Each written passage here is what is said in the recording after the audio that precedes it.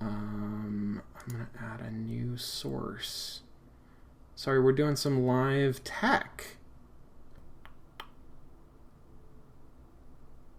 Here it is.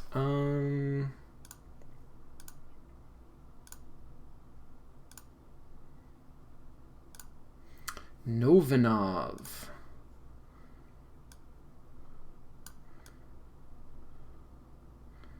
Move this over here and pull it down here. And that's gonna look okay-ish. There's some controls down here that are not working, but Jesus Christ. Okay, Jamie, I know you got to run, but this will be fun for me to rediscover, and maybe you can check it out afterwards. Thanks for being here, yeah, let's talk sometime. Okay, this is not what I was planning. Actually, no, we're gonna start here just for fun. This is not what I was planning. So I have not looked at this in at least 10 years, and I have no idea what it is. Clearly, it's got some temp UI going on here. That's a lot of play buttons. This looks like it's an actual audio control. And if I click that, yes, this is a playhead. So imagine, holy shit, this is amazing how temp this is. Imagine that this has any graphics. It doesn't have any audio, but you can see that it is playing through like a script as though it were playing audio. And I can grab this and scrub it backwards. And I've got characters. And this is, I think, sound effects, right? So Garrett has dialogue. Garrett's phone is making sounds. I guess this is... Oh, yes. Look, Garrett is blinking, and John is blinking, and Wizard is somewhere blinking. Garrett's blinking. Okay, so this is hard to follow, but imagine, if you will... Imagine if, insteed of text, this was actually voice acted, and instead of sort of like blinking, these had a cool like radiographic audio effect around them. I mean, this would look a lot like Unheard. What are these buttons? And somebody just threw something across the room, I think. Oh no, I'm sorry. This is, this is not sound effects. That is, I can hover over things. So I can hover over Garrett and Wizard and a Galaga machine. And what is this? That's Garrett's phone. Garrett's phone got thrown over towards Eigen Strongheim. What are these, do you think? Oh shit.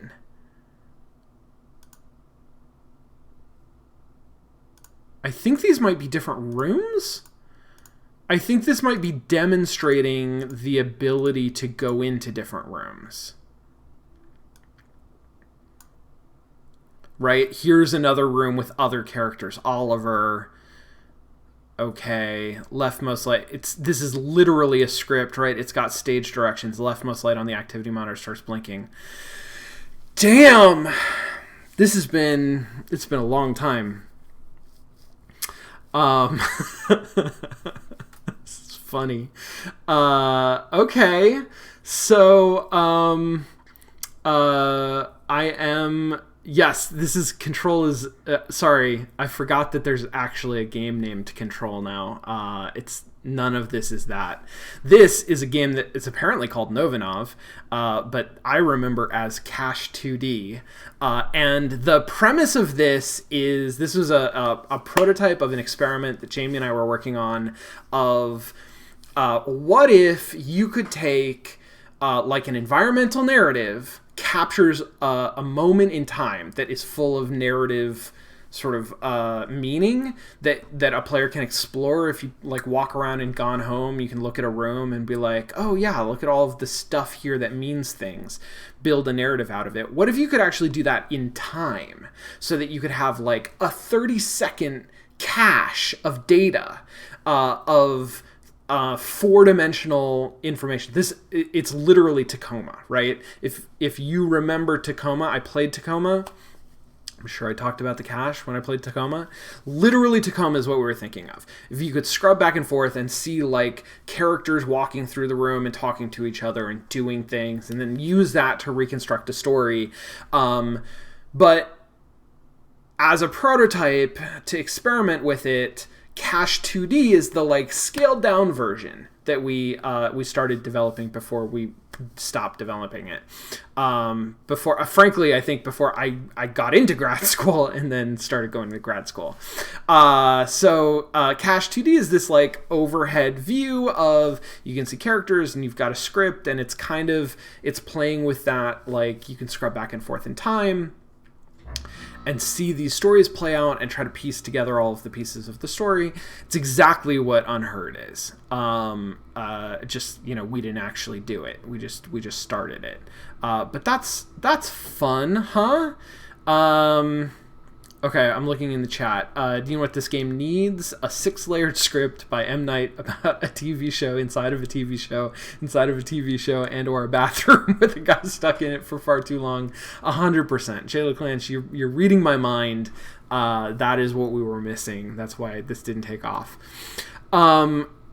Braid is a good reference because Braid was out around this time. Braid was sort of like making a splash in the indie world, and similarly plays with the idea of time. I think that Jamie and I were talking about a lot of this stuff when Braid was marketing, and then when Braid actually came out. I remember being really disappointed in Braid because it was more of a puzzle game than I thought it was going to be, and more of a puzzle game than I wanted. I was more interested in the idea of being able to sort of scrub back and forth through time in a platformer. And there's like a level of Braid that is that, and I understand like that would have gotten really boring for a lot of people. A lot of people liked what Braid was more than sort of what I was imagining it would be. But I was kind of disappointed because I'm more interested in that idea of like seeing time play out and rewinding and fast forwarding through time. I think is more interesting, or is at least what was more interesting to me and more related to the stuff that Jamie and I were doing. Okay, sweet. I don't think that there's really anything more to this Novanov prototype than what you just saw. But let me show you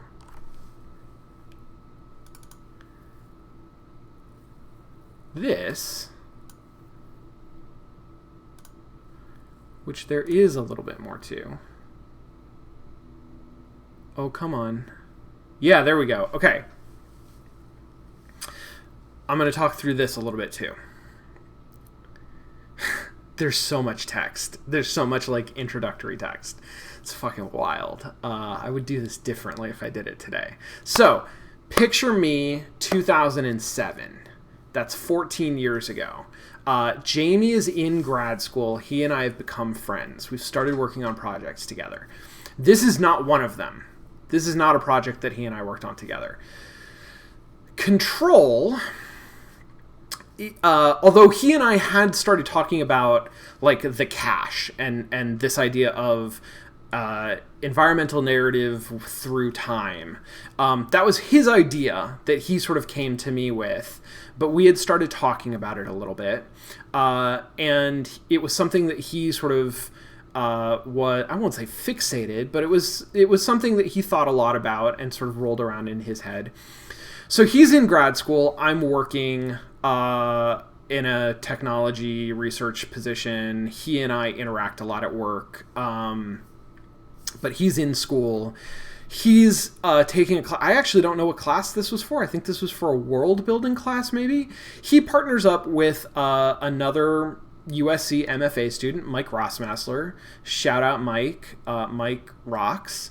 And the two of them develop a physical prototype, a non-digital game. It's a book. It's literally a book. It's kind of amazing. As I remember it, it is a like a baseball card album. If you can picture that. If you collect baseball cards, then you can get a book that is just like a picture album, but for baseball cards, and it's got like it must be 4x4. It's got like 16 slots that you can put baseball cards in. And the two of them take one of these. It's I guess it's 4x4 by 16, maybe. There's 16 pages of it. I don't know. We'll find out. And they fill it up with cards.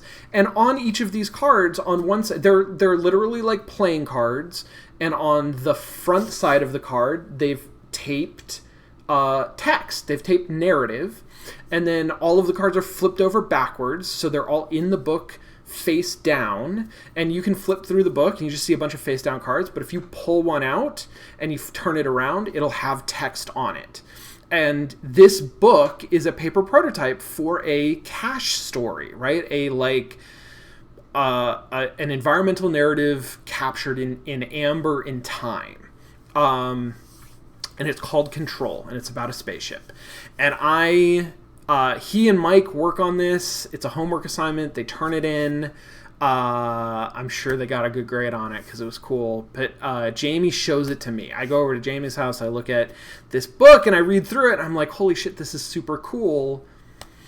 I'm looking for a project because I know that I'm going to apply to this grad program that Jamie's in. And I don't have a creative work. Like, I've been doing a lot of programming. I've been learning how to program stuff, but I don't have a game that I can like really put in my portfolio and say, this is my thing. So surreptitiously, I don't remember I must have borrowed it. I must have been like, Jamie, can I borrow this cool prototype that you and Mike made and have turned in and gotten a grade on? And I copied everything out of it. And I made a digital version, and I did not tell him until it was done, until like Christmas or something. And I was like getting ready to turn in my application. I was like, so here's a thing that I did. Unfortunately, he thought it was cool. So this is that. This is my digital adaptation of a baseball card book full of story. I didn't write any of the story. I didn't come up with the game design. I just made a digital version of it, which is frankly not that useful. But it does mean that we have it now and we can look at it. So I'm going to put in my name. What does this all say? The game you're about to play is called Control. In this game, you do not play a character or control any character's actions. Instead, you will take on the role of a narrative explorer. You know what Unheard needed? It needed all of this text at the beginning to tell you what you were about to do. Significant pieces of stories that are already playing out, putting them together, share your own experience. To start, press blah, blah, blah, blah. You saved a game. I don't know what I just clicked. In this game, you're presented with a page of 16 cards. We're just going to do it. I don't want to read all of that. That's a lot of text. All right. So here's what we're looking at. Time is 0, 0. Here's 16 cards representing the 4 quadrants of 4 different rooms, 4 different pods on a spaceship. In some of these, there are people. So Barraker is in this space. Weissman is in this space. Nobody's over here. This is the general maintenance. Here's the entrance and storage, right? Like all of this stuff. I can click on any one of these cards to find out what's happening there. I can't. It's gonna be hard to do this with the chat delay, but like. I'm gonna start. I'm gonna do a story. The stories are really short, and then shout out, folks, what you want me to pursue. I don't remember. I remember there's a scene with cereal floating in zero gravity. That's basically all I remember about this game. So I'm going to click that, and that comes down here, and now I have this green text. Doesn't show me the green text. This is incredible UX. Doesn't show me the green text, but if I hover over the card, now I have green text that tells me what is happening in that place at this time, right? So Voldov waits in the doorway, a book in her hand, staring downstage. Are you all right, sir? What's she looking at? She's looking at Torrance. Torrance sits strapped onto the exercise bike, cooling down. Sweat glistens on his brow. He breathes heavily, staring intensely at the floor. He slowly, deliberately undoes the straps around his feet. Oh, right! I forgot about how this game works. Okay, so this is different than I thought. Yeah, right. Okay, oh, cool, shit, yes, cool. So, I am building up a library. I have these 2 cards. Voldov, Torrance, both at time 0.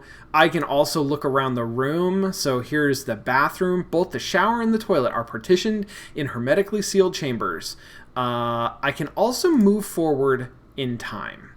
And that counts as a move, right? So if I do that, if I move forward or backward, then it like eats up part of my hand of things that I'm collecting. So I get this last one. What's this say? Most of the clothes are packed neatly into the wardrobe. One drawer is open. A military uniform with colonel's lapels hangs out. Okay, now what do I do? I can't click on these anymore. Click here to exit the game. Click on this card to add it to your story. Okay, so I've created a hand of cards. And... oh yeah, this is telling me you have no more moves this turn. To continue with your next turn, you must click on one of the cards in your hand below and add it to your story. Click the button in the lower left corner to switch between the book and your own story. So I'm going to start with Voldov. Voldov waits in the doorway, asks, "Are you all right, sir?" So I click on that, and now if I look over here, I have a story. I don't remember how long the story gets to be, but I can rearrange the pages in it. Holy shit, this is kind of wild. This is amazing. And I lose all of those cards that were in my hand. Okay, so this is the game that Jamie and Mike constructed around what if we had a space that you can investigate. And the game is not so much, here's a mystery, you're a detective, and here's a question, and you're trying to answer the question. The game is, we're going to give you a bunch of constraints around how you can choose individual moments represented by these cards. And you are going to construct a story in the fashion of the card game, what's it called? Fairy Tale? Is that what? No, Once Upon a Time. Once Upon a Time is a card game that was being referenced here, definitely. What else is being referenced here? I feel like there are some other things. But this is a game about like choose your own story that you want to tell. Okay, so I got my first card. Now I get another card, but all of the cards that I looked at, I only get to pick one. So if I find a card that I really, really want, the strategy is waste the rest of my turns, or I guess just end my turn early and then start again. Okay, so but here's what I want to do is I've got Voldov. Let's follow Voldov. So I'm going to go 15 seconds into the future. Voldov is in this space. Let's see, first of all, what does Torrance do? Because Voldov was talking to Torrance. Despite his clear exhaustion, Torrance's mouth curls into a narrow smile. He grasps the bike handles and looks upstage. Maybe this is... I love that it's upstage and downstage, too. That's incredible. Maybe this is a cultural issue, Voldov. You tell me. If I was Joe Stalin and you stood and addressed me by asking if I was all right, what would I say? He awaits his answer patiently. Fuck, I hate Torrance. Voldov begins to move downstage towards the exercise room, but she stops abruptly to listen to Torrance. She turns back into the room and begins to fasten her book to the carabiner via a small hook on the spine, right? So if I wanted to find out what both of these characters were doing, then I am going to have to choose between them to add something to my story. It's funny. So I use this in a history game that I made like years later as part of a research project, and I forgot that it was that it had this prior art. That's so funny. Okay, so what else is going on in this pink room? Each crew member is given pre-screened toiletries and allowed a limited number of personal effects that must be screened by committee, right? So we're getting environmental narrative. There's environmental storytelling that's happening in the spaces where dialogue isn't happening. Several of the closets contain thickly knitted woolen scarves. One wardrobe drawer labeled G. Weissman contains several sheets of paper in a binder labeled ship assessment. So Weissman, that might prompt me to say, like, who the hell is G. Weissman? Let's go over here and look at what he's doing, now or later or earlier. Or I bet, let's test this out, but I bet if we stay here, and this is the bottom left corner of pod A, through time, it will tell us more about this binder. We'll dive deeper into the binder and find out more about the ship assessment. Okay, but I am going to... Torrance. I'm going to follow this conversation between Voldov and Torrance. So I'm going to choose this. That's my second turn. We're just playing this story through time. What does Voldov say? Voldov considers her words carefully. The book slips out of her fingers, dangling from the wall. She considers her words carefully as her gaze shifts stage left to follow Torrance. I'd imagine, sir, that his reply would depend on whether or not he was all right. Stalin was not known for his health. Torrance, meanwhile, is crossing, right? So he appears in this 15-second span. He appears in both of these places. So, satisfied that no reply is coming, Torrance hefts himself off the bike and moves stage left towards the washroom. Torrance moves into the room from stage right, grabbing a jacket out of an open drawer. When he hears Voldov's words, he nods in affirmation. Let me tell you what Stalin would do, Airman of Voldov. Oh, see, I fucked it up. Now I can't have both this and this in my story. I have to pick one. So my story so far is Voldov talks to Torrance, and Torrance says...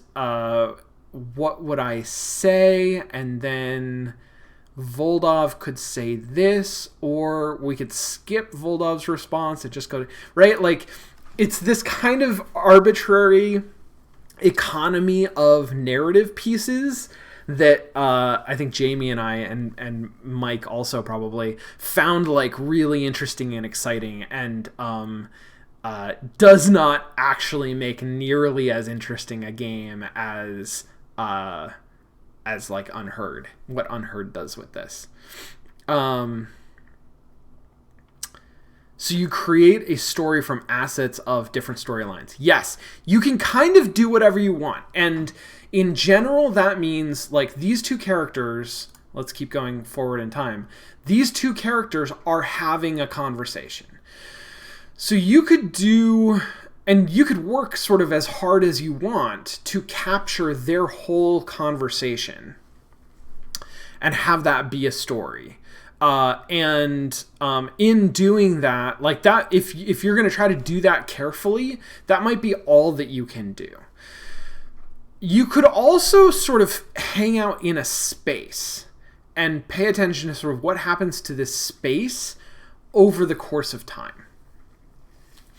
And that's easy to do, right? Like if you're just sticking to this corner and seeing what happens, but it's going to get sort of interrupted by characters wandering into it and having half of a small part, just a slice of a conversation, and then wandering out of it again. So in some ways that's not very satisfying, but you can find little stories. Let me see if I can find the serial Commander's Office, communications suite, general maintenance entrance. Is there like a hygiene bathroom, closet, personal, stations? There's no kitchen. Oh, galley. Here we go. Here's the galley. Like, Nance sees the floating sandwich. Oh, it's the floating sandwich. We're going to look at all of this. Oh, shit. Okay, so pressing the wafer sandwich against the counter, Nance cuts it into a perfect diagonal with a knife. He picks up the sandwich, then notices his watch. Frowning, he puts the sandwich down. He carefully replaces the tube, the knife, and the wafer pack in the easy access drawer before moving stage left to his stations. Okay, and then in a minute, in 30 seconds, he's gonna come back and he's gonna say, this is at 45. This was at 15. Got it. He sees the floating sandwich. The second half of the sandwich drifts slowly left. Let's follow that. Let's go back to here. Nance is doing shit. He snaps his hand stage left, grabs the second drifting piece of wafer sandwich. He examines his watch and sighs. He brings the morsel to his mouth. Meanwhile, there's a journal sitting on the upstage desk that with cramped handwriting, journeys the thoughts and mind of Trevor Nance. I bet we could read that if we follow this through time. Nance bites into the wafer sandwich. He moves the sandwich to his mouth. This is just him slowly eating a sandwich. I think that's what this whole story is going to be. With another bite, Nance finishes off his half of the sandwich, turns to the beautiful 2-page spread in his magazine. Barraker appears. But no time. Meanwhile, the journal's over here. Let's see. A messaging system is open and visible on the upstage commoder. Commoder? Message reads, Nan, anything? Bar, fine. Weekly report, Chernobyl. Big cleanup, of course. Okay, so there's stuff happening on, like, a messaging monitor. Nance is leaving this space. Nance grabs the railings, follows Barraker from the hatch, kicking loudly off the counter as he goes. The second half of his sandwich sits forgotten at the edge of the counter. It rises and drifts slowly, stage left. 100%. I knew that I would find this. Okay, and then... all is quiet here. On the floor of the galley, the hatch is very slightly ajar. A narrow sliver of warm light shines from below. On the other side, a quarter sandwich, peanut butter and wafer, drifts lazily from the galley. As the air is displaced by Weissman, both the sandwich and the journal begin to turn in the air. The sandwich spins slowly upward and back towards stage right. The journal opens and floats up stage. I mean, this is just so fucking delightful to me. This is incredible. I just remember when Jamie first showed it to me, like, the story of the sandwich was a very specific, there's shit going on. Let's go talk to I don't know. Look, Weissman's moving through 3 squares in all 4 squares. He shoots. Weissman's leaving. Weissman's moving through this space, right? He's also, Weissman's entering this space. Oh, these are maybe different levels? You know what? I got to figure out what happens there. Let's do that. But like, you can follow individual characters and sort of see what they see, or you can hang out in empty spaces and you get sort of like these very standard environmental narrative cues. You see a journal, you see a monitor, you see like messages that are left. There's a lot of rich detail that sort of comes over time in the empty spaces. Or you can like follow the sandwich as it drifts from one area in the galley over to the other side and gets spun somewhere else. And it's like, yeah, I mean, that's sort of what the game is. You can imagine in its full glory, if this became what it could become, and this was Tacoma. I mean, it's wild that Tacoma is also a space station. I don't know that I thought about that. But like, this becomes Tacoma, except that instead of trying to figure out what happened to the crew, which is the plot of Tacoma, you're like a time-traveling documentarian, and you're trying to set up a really good shot for a 30-second spot about like a disaster, a historical disaster or something. Like, that's the game. The game is storytelling, and it is, I think it's very deliberate that it's told in the language of a theater script, of like a performance, because it is all about that kind of staging.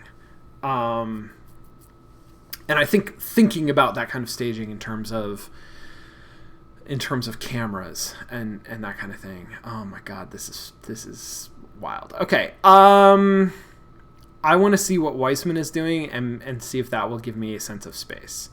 Weissman is entering this space. He's leaving this space.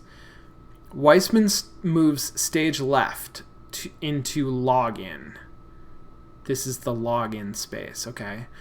Behind him, the pinpoint light in the east fades away. Sunlight shines evenly on the west coast and the heartland. There's no visible motion in the scene beyond the window. All is calm. Barraker blinks as Weissman rushes past him, disappearing towards level C. Yeah, so yes, these must be stacked.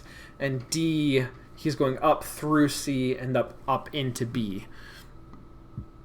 He stares upstage into sunlight like a man possessed. He registers the sound of Nance's voice. What? So I think he comes into here. Weissman, no, he must come into here. Weissman comes tumbling in from stage left in the upper hatch. Colonel Torrance, he croaks, not loud enough to be heard. He slides down the hatch. Behind him, a pair of metal screws spin into the storage space. He goes into the hatch face first. He rolls at the bottom and grabs for a handhold, knocking over an open toolbox. While most of the tools are secured, a set of screws and a small hammer are knocked loose.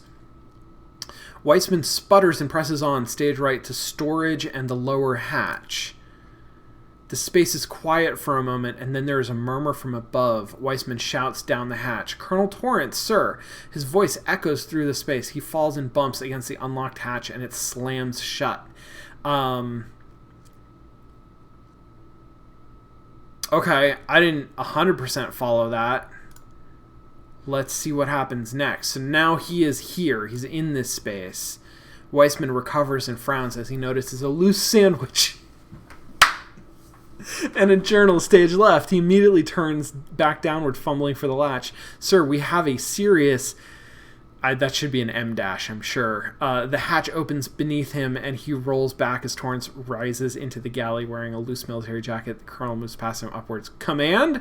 Let's check in on the sandwich. Sandwich turns slowly and gracefully in the air like an 80-calorie ballerina. Nance's open journal reads, "Forgetting all the issues of man, his petty grievances at last, for I had risen into the air to see a greater picture. Mine cares were of the stars now." Unbelievable. This is incredible. So yeah, yes, this is Control. I mean, like, I can keep playing through it. I'm curious, like, how far time goes. 3 minutes 45, and each minute is 4 increments. So that's 12, 12 plus 4 is 16. Yeah, so that's 16 15-second increments and 16 spaces. Just very, very binary numbers.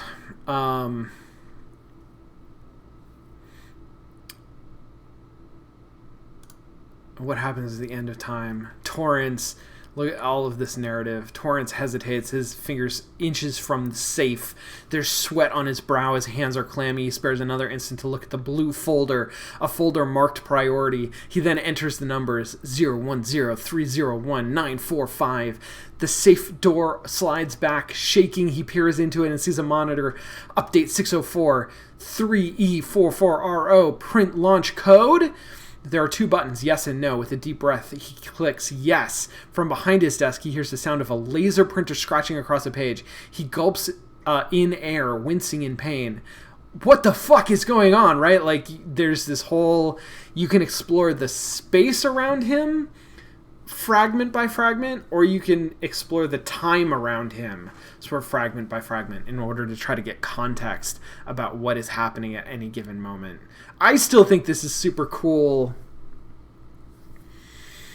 I think that Unheard obviously takes this idea and sort of... I think it's not a surprise that a lot of the diorama games that have come out in the intervening 14 years are mystery games, are games that are explicitly like detective stories. You've got, Sexy Brutal, and you've got Obra Dinn, and you've got Unheard. All of these are even more so than Gone Home, which is also a mystery, but is a little bit less explicit about it. A lot of these games are very much organized around the idea of you have to answer these questions. You have to sort of answer specific questions about what happened here. Okay, I got to message Jamie and Mike and see if it's okay with them for me to put this up online, but I think I'll put this up online. If you want to play it, you can play it. Holy shit, this is pretty rad. God, all of this unnecessary gaminess around constructing a story, that is so interesting. Yeah, I was very excited about like all of the tweening that I figured out how to do to make things like rubber band like that. Look at that dumb transition. Oof. But like, yeah, baby designer. You can see stuff happening there. Tacoma is really not... Yeah, okay, Kyla, you caught me. Thanks for that was a test, and you passed. Tacoma's not really a mystery, and Obra Dinn is not really a mystery in the way that I'm saying it is either. It's not more of a mystery than Gone Home is. Gone Home is just as much of a mystery as any of those other games. Yeah, so I guess it's just... that we sort of missed the boat on that. You know what we were doing? We were doing Umurangi Generation. It's sort of like, what if Unheard was Umurangi Generation? And that's kind of the space that we were interested in. And I honestly don't know today in 2021. Like, I don't think that space has gotten explored. I don't think we've done a lot of work there. And I'm guessing it's because there's at least not much of a market for it. And maybe there's just not a lot of play. But, like, now that I'm thinking about it, that would also be pretty rad. Like, what if Umurangi Generation, but you could fast forward and rewind time? You could do that. I mean, like, just picture Tacoma. What if Tacoma, but you had a camera and you didn't care about the mystery. You didn't care about the, like, disaster and the insurance. You just cared about, can I fit, 13 penguins into this shot? I'm down with that. I think that's pretty cool.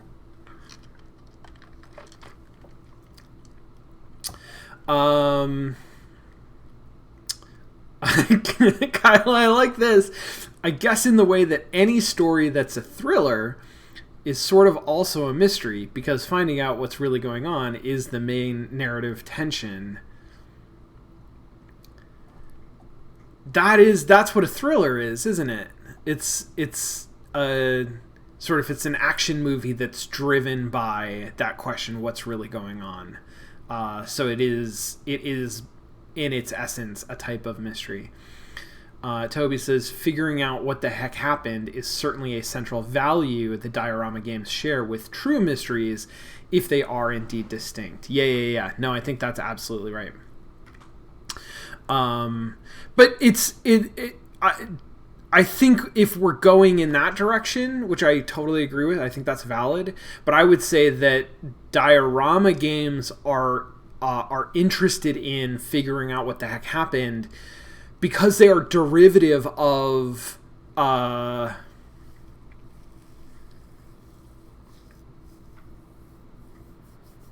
well, no, I guess that's not fair. Like, am I making a distinction between diorama games and walking simulators and environmental narrative games? Is Gone Home a diorama game? I guess it is.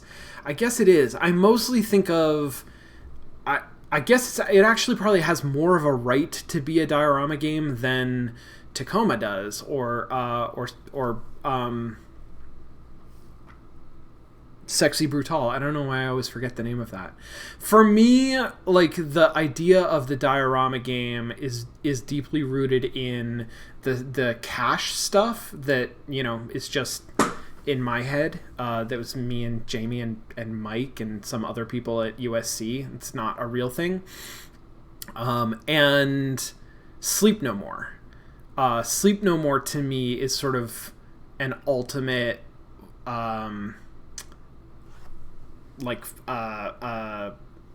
platonic ideal, I guess, of a diorama game. And it's important that that show, that experience has a dynamic component. It plays out over time. As opposed to Gone Home, which, I think if we're going to call things dioramas, it is only right that Gone Home is a diorama, but it is a diorama that is fixed in time, in a way that some of these other things aren't. I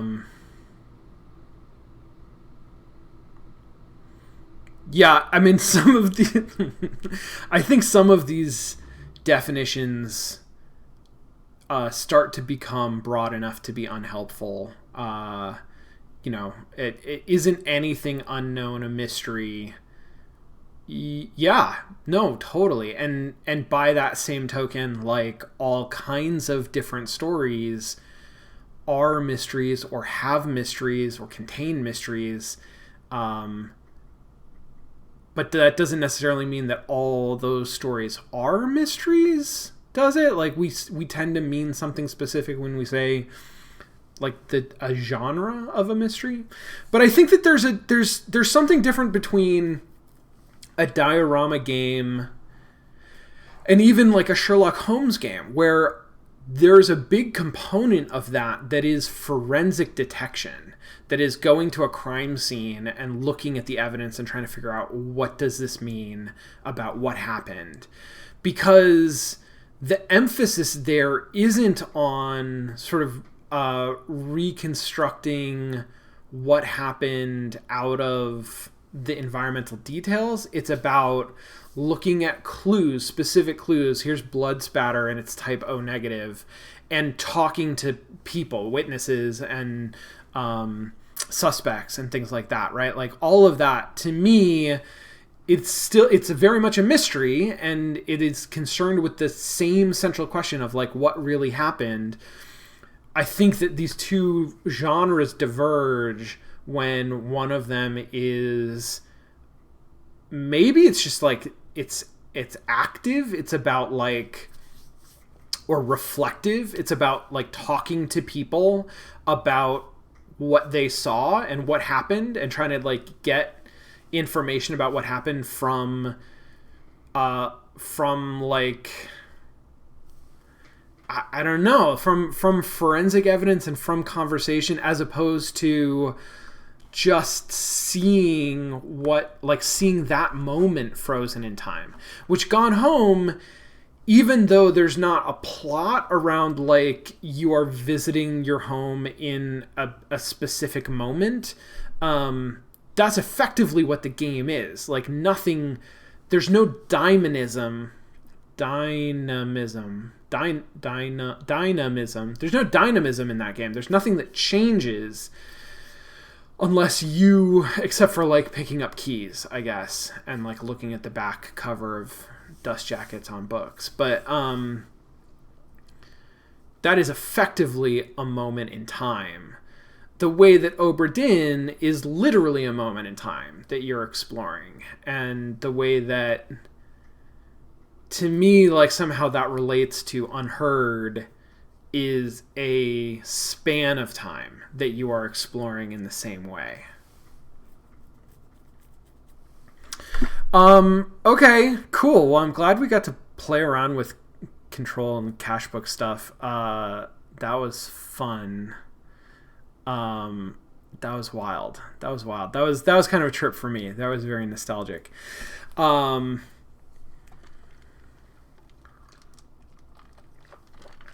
Is there stuff that we want to talk about with respect to Unheard before we move on to the next game? Toby, this is off topic, but I will have this conversation.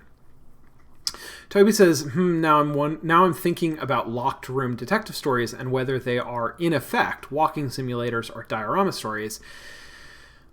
I would love to know the stories that you're thinking about, the locked room detective stories that you're thinking about, because when I think about that as a genre, like locked room detective, I think about like Agatha Christie, and that style of locked room detective story, which is very much about the investigation. It is very much about like, yes, looking at the evidence and figuring out like how did this happen? How did this person die? But either, right? Like, what am I thinking of? Like, and then there were none, right? Isn't that a classic locked room detective story? It is, we have suspects and we know that it was them because nobody could come or go during the period in which the murder took place. So like we have we have a locked room that's full of people, one of whom committed the murder. Or is a locked room murder more specifically a case that is set up where there is a room that is locked and somebody inside it who is dead? How did the murder take place, considering that like the room was locked and nobody theoretically could come in or out? Orient Express, yeah, totally. Okay, yes, Orient Express is the same sort of setup as and then there were none. It's like we have artificially constructed a space where nobody could come or go. And so we know exactly who was here when the murder took place. They're all suspects, and one of them did it. And then there were none is the same thing, I think. I think the detective is there during the dinner party where the murder takes place. Yeah. Okay. But yes. Okay. Thank you, Toby. So there are some more esoteric kind of mysteries where there's an impenetrable room and somebody's dead inside of it. But that is not what we're talking about necessarily when we say locked room mystery. We are talking about a self-contained environment where the murder took place, that we know the sort of boundaries. It's not a Sherlock Holmes adventure where like you're going to be running across England chasing somebody down. It's the sort of thing where you're on an island or you're in a train car or something like that. Okay, yes. So I would still distinguish that from a diorama story, a diorama game, from an environmental narrative, even if you were to make and I'm sure there are Orient Express games. You should play one. I don't think that any of the Sherlock Holmes cases, I don't remember any of those being locked room. But what about Nancy Drew? Not the ones that I played, I don't think. I mean, you get kind of narratively the same thing. You know, you go to Thornton Hall, and there's only a couple of people there. Or fuck, Paradise Killer, right? Paradise Killer that's a locked room mystery. There's a dozen people who are left on the Paradise Island, and one of them's the killer. You gotta figure out which one it is.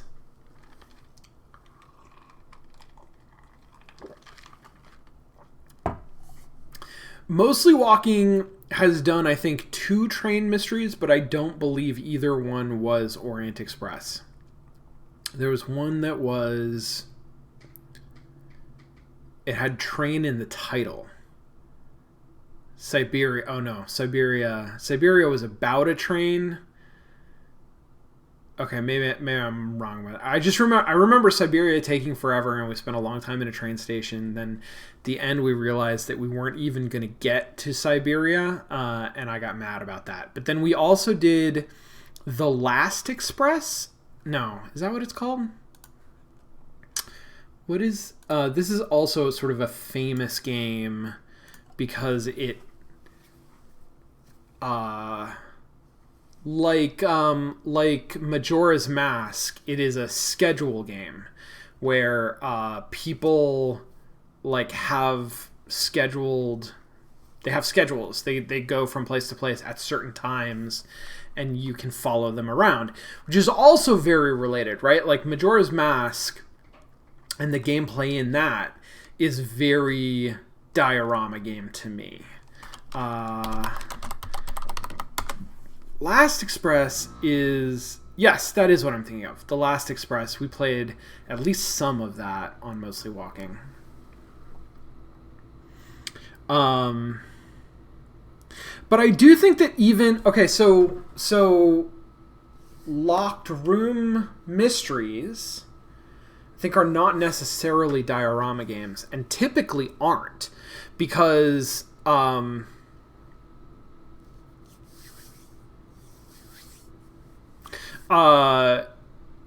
typically locked room mysteries come from that sort of Agatha Christie tradition where or like Knives Out. Well, Knives Out I guess isn't a locked room, but it's that same tradition, right? It's the manor at the dinner party, the murder, there is a set of suspects, and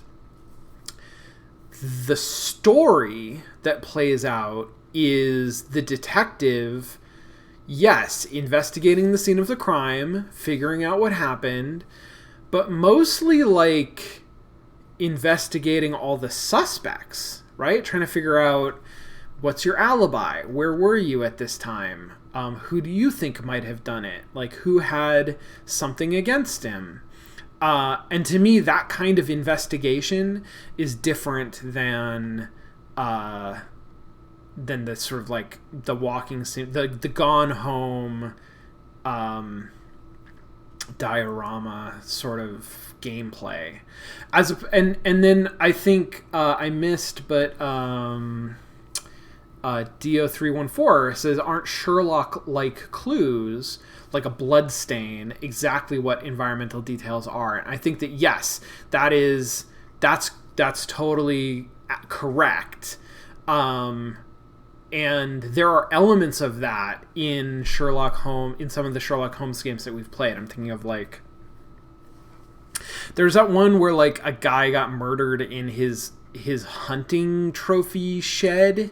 He had like a little house out back where he got stabbed or something like that, and you could look at the blood spatter, and like make deductions from that. I don't really remember. He was harpooned. He got harpooned to the wall. That's what I remember. Anyway, so there is an element of Sherlock Holmesiness. The classic, like, a person walks into Sherlock Holmes's office and Sherlock Holmes says, you know, well, I know 14 things about you because of the soot on your left sock or whatever. Yes, that is very related to environmental narrative, diorama games, sorts of things. A lot of the Sherlock Holmes stories while that is a part of them, the way that they actually play out, I think, at least in my understanding as an amateur Sherlock Holmes story reader, a lot of them play out with like Sherlock Holmes puts on a disguise and tails somebody across town and figures out where he's going and like whether he's a suspect or not. There's a lot of and the Robert Downey Jr. movie like plays that way up, but it's in the stories. Like there is a lot of him doing that kind of thing. The investigation, the actual like solving the mystery investigation for Sherlock Holmes is less about like I look at the bloodstain and I figure out the only thing that could have possibly happened, and there is a lot of like talking to people. I guess maybe the thing that happens in Sherlock Holmes, this also happens in Agatha Christie a lot. I didn't think about this. I think this does happen a lot. A lot of these stories, you've got Sherlock Holmes and you've got John Watson. And Sherlock Holmes, after about like 20% of the story, says, oh yeah, okay, I've solved it. But then they keep investigating. They keep talking to people and getting clues.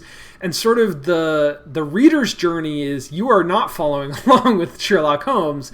You're following along with John Watson. And you're like getting all of these clues. And by the end, can you figure out the thing that Sherlock Holmes figured out 50 pages ago?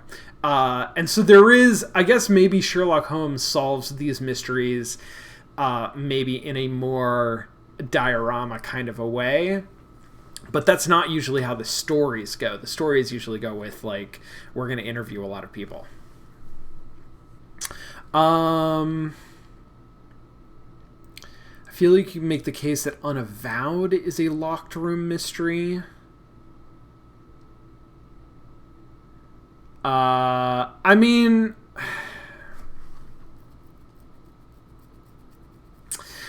yeah, so again, I think we get into the point where, like... we have terms that describe things that we generally understand, and they're useful for that reason. But as strict definitions, they're not useful because things, too many things either aren't covered or get overlapped by them. And I think like locked room mystery, it both describes the idea that you have a set cast, that like there's a list of suspects, and you know it wasn't some random guy who was just sort of like happened to be in the neighborhood and killed a guy and then left. That's sort of that's what the locked room actually means, I think.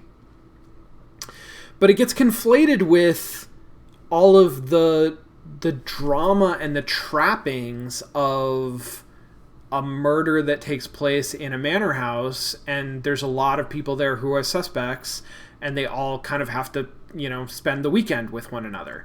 And it doesn't, sometimes there's not actually a locked room or an island or a train, but the narrative format is sort of overlaps that, to the point where I think you can be forgiven for also lumping all of that under, like Knives Out. I think it's not insane. It's not inappropriate to lump that in under locked room mysteries, even though it is not a locked room mystery. Like there's not a locked room, and there's not these sort of impassable barriers, and people come and go actually all the time, because it is playing with all of the dramatic tropes. I think that it still kind of counts in some ways, or is useful to talk about. And in Unavowed, I don't know, like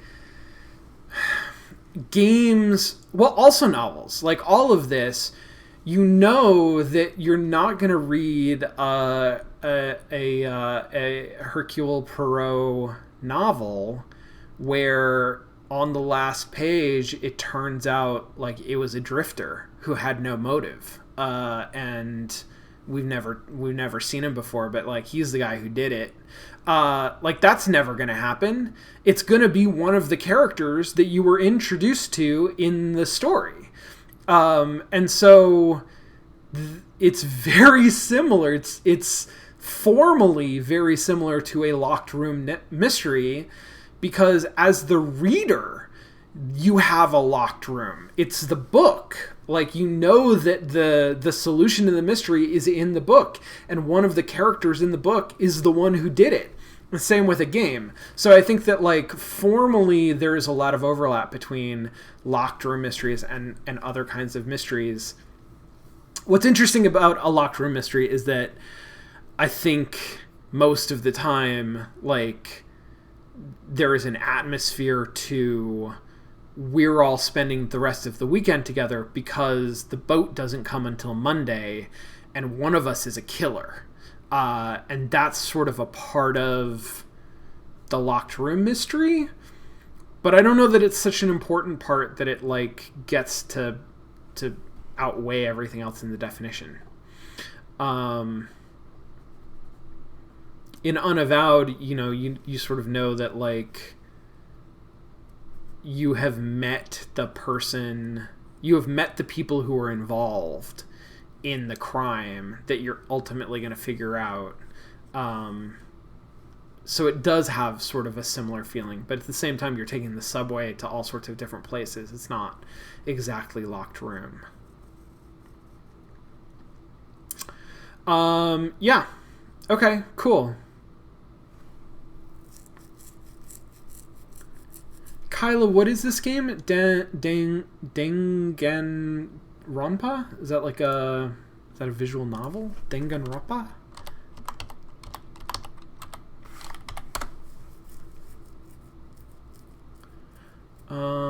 Looks pretty anime.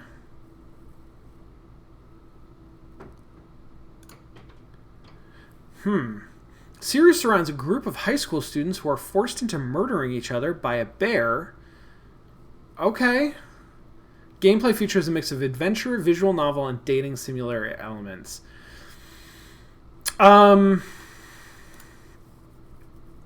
Yeah, okay. I mean, I don't know. It's I would check it out if it's See, the thing is, I didn't really like any of the games that I've played that are like this. Like I really didn't like the Nonary, whatever the Nonary game was that I played. Hatoful Boyfriend was funny, but I don't know that I actually really liked it. So I don't know. It is a lot. It sounds like it is a lot. Yes. Okay.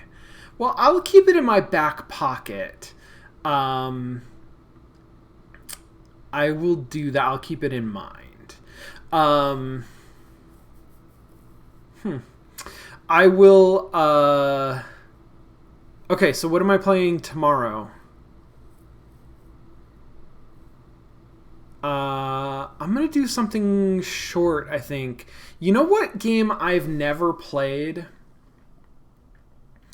I haven't played A Hand with Many Fingers. I'll look that up. I don't know that game. So I got a game on the Steam summer sale that I have never played. It's The Room. And I don't think it's very long. It is a different kind of thing than Unheard. It's sort of like the opposite branch from, the walking simulator style detective games. It's sort of like, okay, but what if that, but the opposite? It's, because it's not highly narrative and it's not so much about environmental storytelling. It is much more about puzzles. But it is also sort of very, I think, densely dramatic. And I'm sort of curious about that. Oh shit, you're right, Kyla! Mostly Walking did play The Room. That one time when I was gone. Sweet. Okay, yes, that's perfect. I'm gonna catch up with Mostly Walking, and I'm gonna play The Room, and I'm hopefully it won't take me 7 hours. We'll see. I don't know. I think I'm good at escape rooms, or I used to be back when I did escape rooms. So we'll see if that helps. Maybe. Who knows? All right, sweet. I think I'm going to do The Room tomorrow. Start that and play... Oh, shit. Really? Well,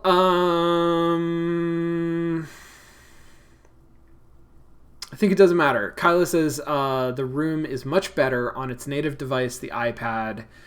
I think that's something that we'll keep in mind as I play it on not the iPad. But yeah, that'll be fun. We'll try it out, and we'll see how it goes. We'll see what happens. Rad. Okay, thanks everybody. This was fun. Holy shit, Unheard was wild. Like, that was way more than I expected from that game.